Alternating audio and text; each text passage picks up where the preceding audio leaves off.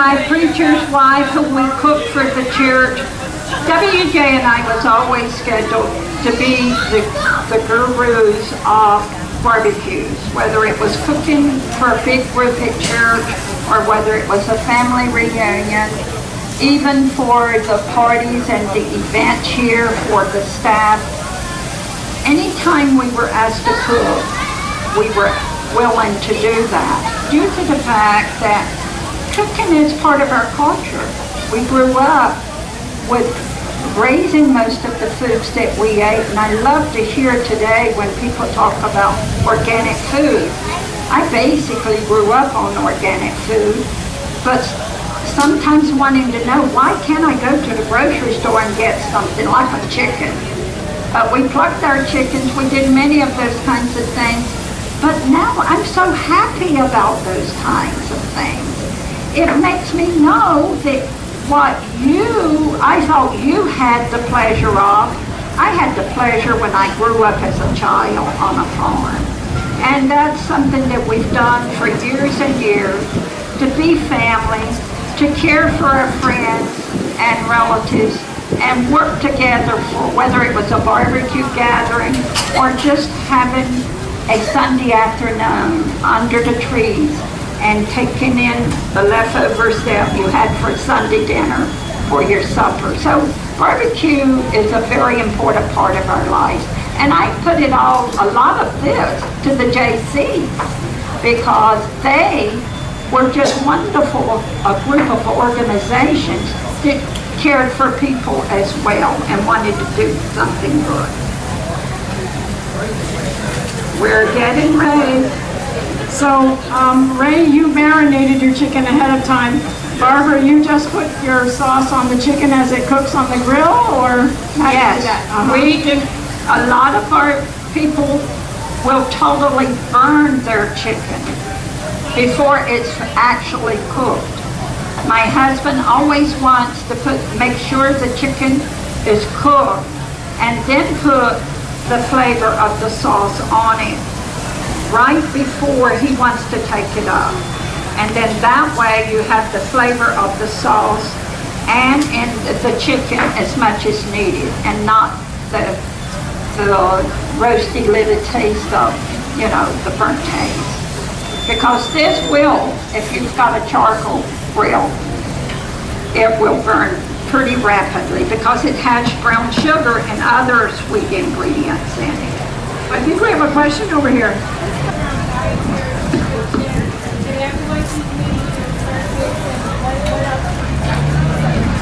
Well, we always tried to cook for everybody's dietary restriction.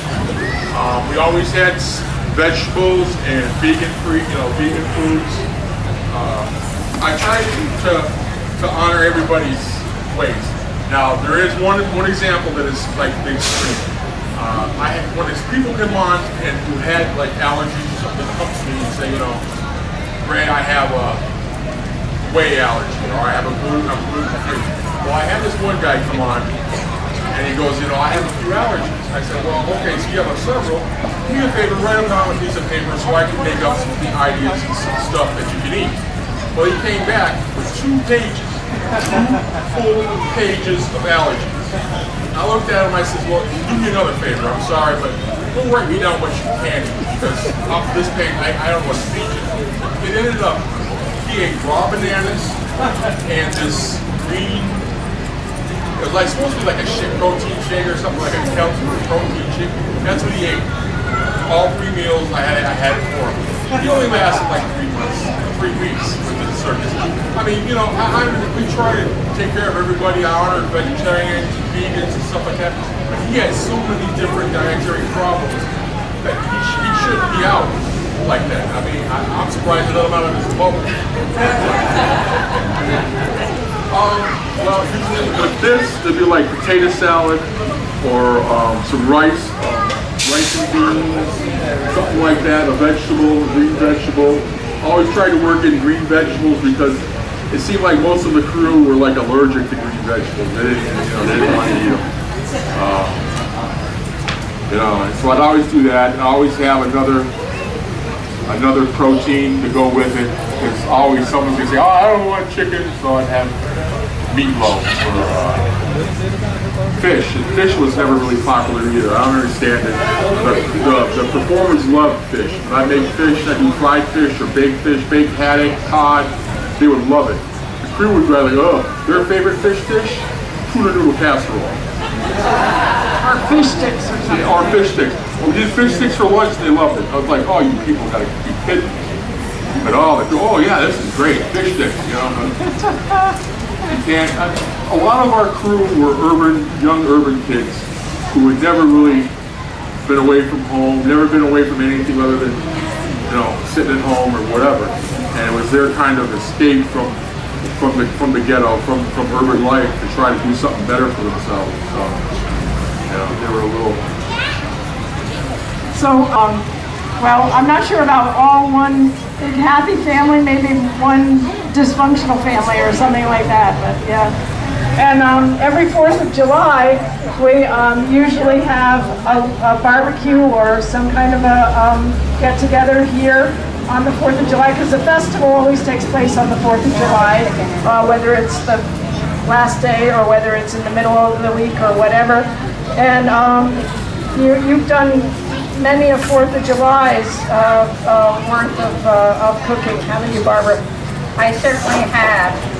If you can complete your day with all what you see going on here, people in, people out of the administration area, and then all of a sudden you've got to take that hat off and put on your apron and begin cooking for the staff, because that's the one day of celebration, not only of our nation and Independence Day, but a day that we enjoy most of all, because the staff gets to bring some of their family members in, and we have a big barbecue behind the doors, because if we open it to the public, we would never be able to afford it. But it was always a fun time to just sit and look back and relax, enjoy each other, and to know what a great job you've done at this festival.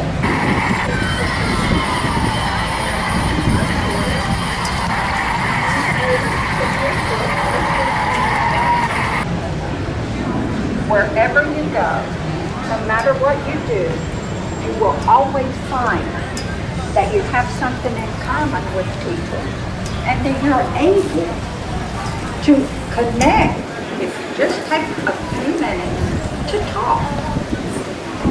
And have I ever regretted leaving Carolina? No, I still love to go back there because that's my home. But I found a home away from Carolina. And this festival has made a major impact on me. And it's very important to the nation that we still continue to connect. That's what it's about, connect.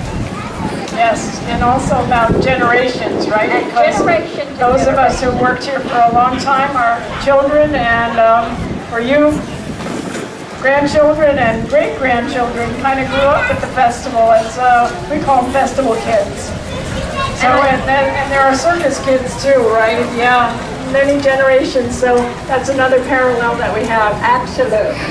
So, what's happening back there on the grill? Is there some chicken back there?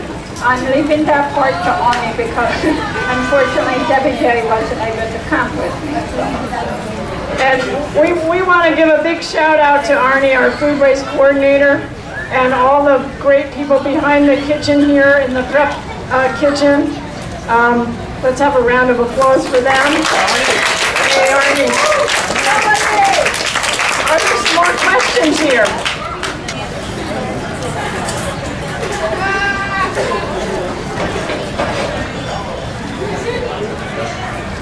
The marinade for that is pineapple juice, soy sauce, brown sugar, ginger, about an inch of ginger smashed, cut up,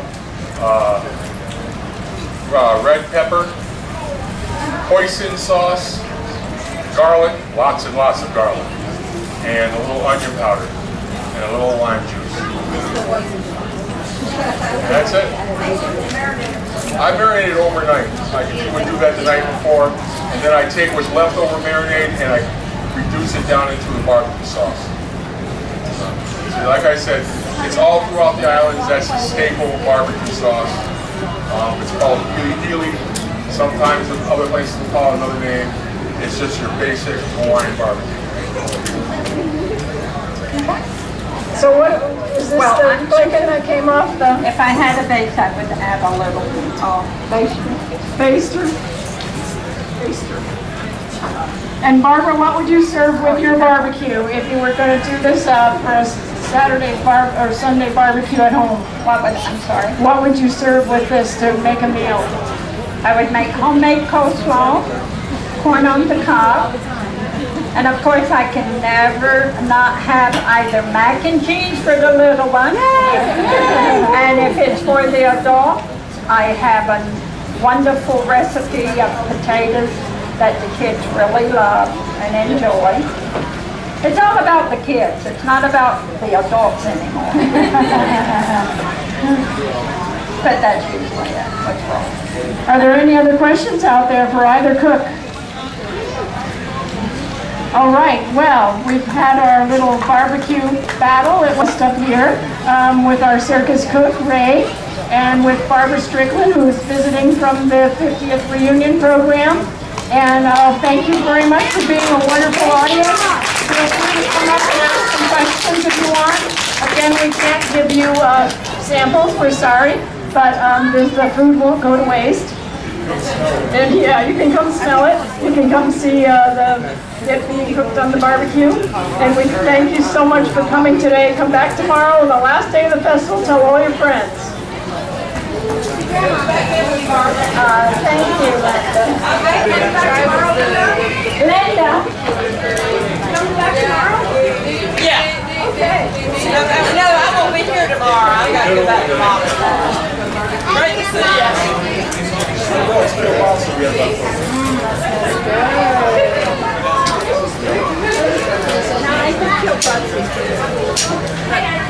That looks really great. So is your husband a life member of the JCs? Yes, he is. Oh, awesome. Yeah, so are Dave and I. We met at the downtown JCs here.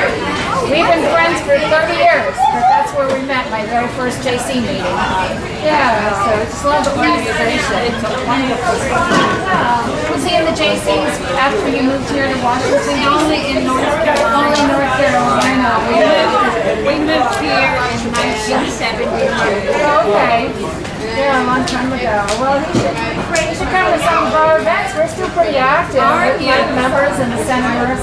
Well, I guess. Yeah. That's one thing that